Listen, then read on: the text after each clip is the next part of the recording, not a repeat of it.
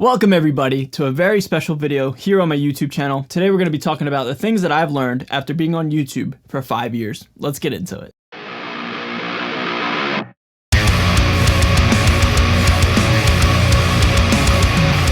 So what is going on, everybody? Thank you so much for joining me for today's video. My name's Ray. I'm a guitar player here on YouTube, and this video is very special because it is in fact my 1000th upload here on the channel. I can't believe it, man. 1,000 videos in under 5 years, just under 5 years. That's an insane pace, an insane rate. And yeah, man, I just want to say thank you to everybody for sticking around for almost 5 years, half a decade. I can't believe I've been doing it for this long, and things are just getting better and better. So today I wanted to sit down and kind of reflect on the first 5 years and tell you the things that I've learned and what I kind of just picked up along the way. This video could be used to help somebody out if you want to start your own YouTube channel, or just listen to me and just talk about the things that I learned, little life lessons along the way.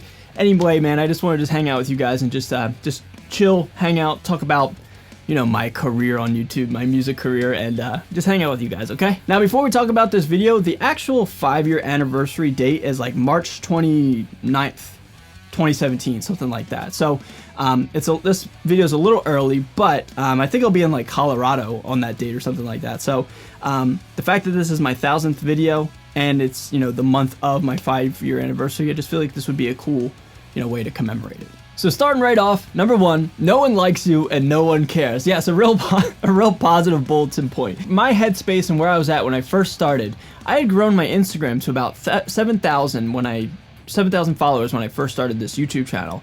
And I thought it would be just a nice one-for-one swap. I thought people who follow me on Instagram and check me out over there would just come right over to this YouTube channel, and I just said to myself at the time, if I could have like 5,000 subscribers, that would be the coolest thing, man. Like that was the goal in my head for whatever reason. I don't know why, but it's just how it was, right?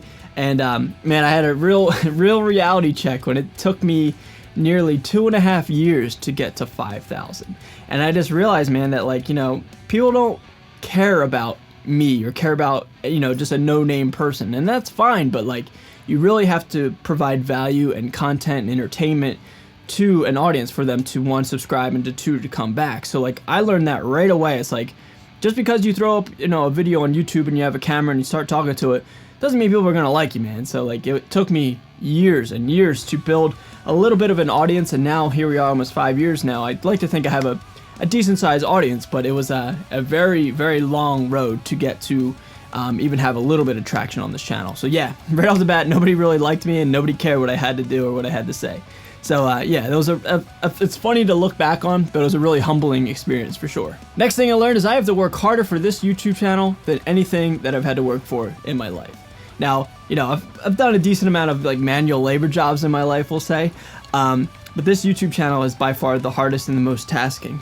Every single day, give or take, even to this day, it's like a 17-hour job, 17 hours a day. Now, it's not all active work, but it's passive work, whether it's like, you know, posting on Instagram, talking about this channel, like sending people from Instagram to the channel, from TikTok, from Facebook, just sitting, thinking about videos, you know, just like passively sitting at dinner, like, oh, what am I going to shoot tomorrow or whatever. Even the physical act of shooting the video, the active work, this right here, active work, just it never turns off. It's always on, and I'm always scheming and thinking about what could I do to provide content for this channel. And yeah, man, I've just worked so hard for this. And again, when I first started, I had no idea it was going to be this much work, but you know, here we are, right? Next thing I learned about the guitar community specifically, it's a very small circle. Everybody knows each other, and everybody talks, and everybody sees each other's videos and each other's music.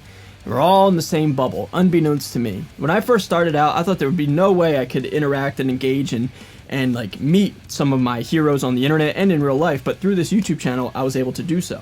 For example, funny story, I'll be extremely bland about this story because I can't talk about it, but through an Instagram post, I was able to meet Jim Root, right? You guys all saw that video. And then through that interview, I met somebody who I gave online lessons to, and then that person is best friends with somebody that I'm now recording an album with. So through that video, they found me. So like, just here we are 3 years later after that video. You know, these two guys that I can't talk about are best friends, and they were like looking at like Fender guitars, for example, at the time, and they saw my video.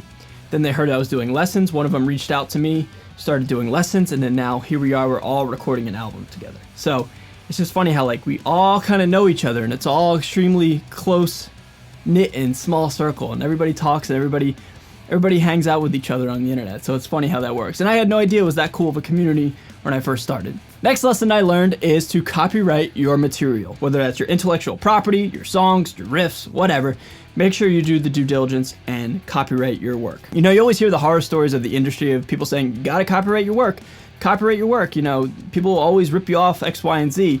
And nothing that serious happened to me per se, but I'm very glad I did the necessary steps and took the necessary precautions in certain instances where I wrote something and then I filed the paperwork and the copyright, and that is now mine. I'm very stoked that I did that, and just a good lesson learned and a good business decision to make.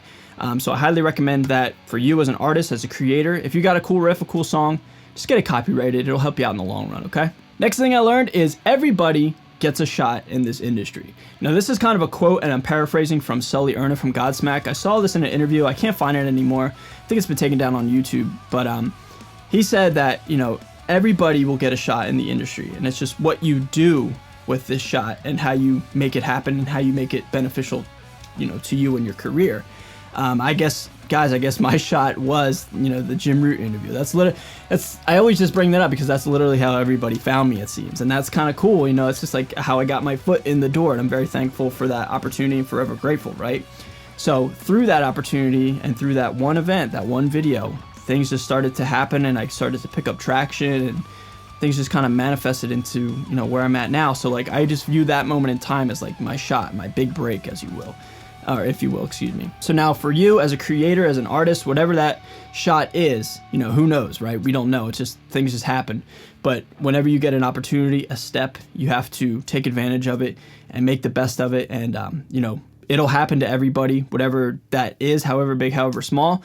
I've just learned that from listening to Sully Erna's video and his interview, that like, you know, you just keep working every single day. You'll get a shot, you'll get an opportunity, and then you just seize the moment, in the words of Eminem, right? Yeah, dude, just make the best of that shot and that big break. Next thing I learned is hate breeds more hate, but that doesn't mean that you have to feed into it. The internet's a toxic place. We all know that, right? We all know how just mean and nasty everybody can be, but that doesn't mean that you as a creator, or, you know, you as an artist have to feed into that and be a part of that. I'm very lucky and humbled enough to kind of be the guy that has like kind of the smile and like a sense of positivity. And I love that, man. I love having that, like, that kind of persona, I guess, if I could be so dramatic and descriptive. I just, I don't necessarily need to feel like I have to create hate to gain people's attention. I know hate, you know, videos and hate titles and hate thumbnails, they always do better, and, you know, I've done it too. I'm not innocent in that aspect, but, you know, my videos are very positive and uplifting, and my comment sections are very positive and uplifting, and I just learned that creating positivity on the internet has just become my thing, and I try to do it as best as I can, and it seems like you guys really resonate with that. So thank you so much for, you know, feeding into the vibes that I put out. You guys give it right back, and it's very kind. So yeah, a lot of negativity here on YouTube, but, you know, doesn't mean we all have to be negative. We can have a good time on the internet, right? So to piggyback and to caveat off of that bullet point, the naysayers are always out there, man, but you never see them in person. I've had death wishes and death threats and just a bunch of nonsense on this channel. Not a lot, you know, but they have happened. One that sticks out, somebody said they wish that I got blown up in the military, which is, it's gnarly, man. That's pretty heavy duty, right? But, you know, everybody gets hate. I'm nobody special. We all get it, right? But one thing I do want to say is, like, I noticed that the naysayers and the haters are never in person, man. It's only on the internet. So just, they're not even like, I don't want to say they're not real people, but they're just, it's only on the internet. I've had the ability and I've just been very lucky enough to travel all over the country so far in the past 5 years.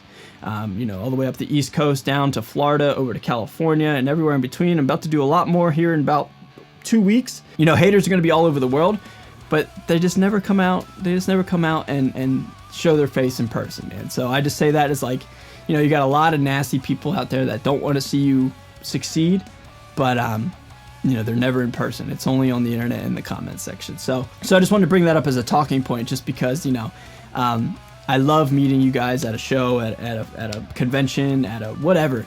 I just love meeting you guys all in person, and I just can't wait to meet more of you as the years progress.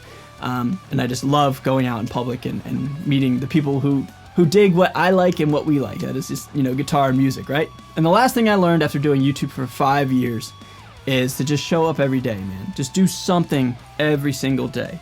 I don't think I've ever really taken a day off from YouTube, like fully ever in the last, well, maybe it was like 5 or something like that. But what I'm saying is like, I'm always working at it. Kind of like what I said earlier in this video, just passive work. But like, as long as you just show up and either record something or demo something or make a video or just make a thumbnail, make an Instagram post, make a TikTok, make a Instagram reel, a YouTube short now, that's a thing. Whatever it is, man, just do something every single day, because those, you know, little by little, you'll gain traction. I mean, it took me like in the first year, I got maybe 300 subscribers. Second year, I got to like 5,000. Third year, I got to like 20,000. Fourth year, 40,000. Now I'm in my 5th year. Who knows what it'll be, but it just snowballs ever so slightly, and it picks up momentum.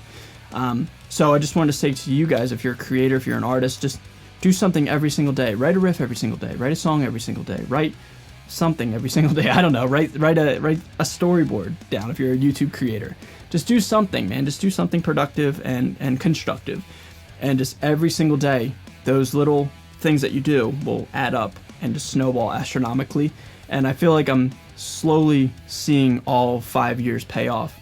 And this is now my 5th year. I see all that just nonsense and just busy work and just, you know, a lot of work and not a lot of rewards slowly start to pay off this year. And I just feel like it's just because I just showed up every single day. So all in all, everybody, those are the things I learned while being on YouTube for 5 years, man. I hope you guys learned something from me, and I hope you guys just enjoyed hanging out with me, and I just hope you just continue to support me and support our channel, man. Without you guys showing up, this ain't nothing, man. So I just really appreciate you guys for just being so good to me and just hanging out, okay? So everybody, thanks to 5 years, and thank you guys so much for always supporting me. I really appreciate you all. I'm out of here. Stay safe, stay healthy, and stay metal, and I'll see you guys next time. Later.